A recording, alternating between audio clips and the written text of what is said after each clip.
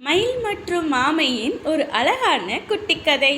ஒரு பசுமையான காட்டின் அருகே ஒரு சிறிய குளம் இருந்தது. அந்த குளத்தில் ஒரு ஆமை வாழ்ந்து வந்தது. அது தனியாகவும் மெதுவாகவும் வாழ்ந்தது.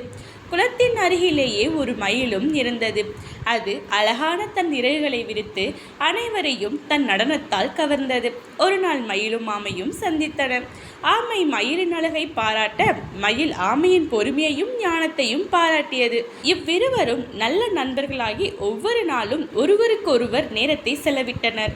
ஆமையின் மெதுவான வாழ்க்கை மயிலுக்கு பொறுமையை கற்றுக் கொடுத்தது. மயிலின் உற்சாகம் ஆமையின் வாழ்வில் சந்தோஷத்தை ஏற்படுத்தியது.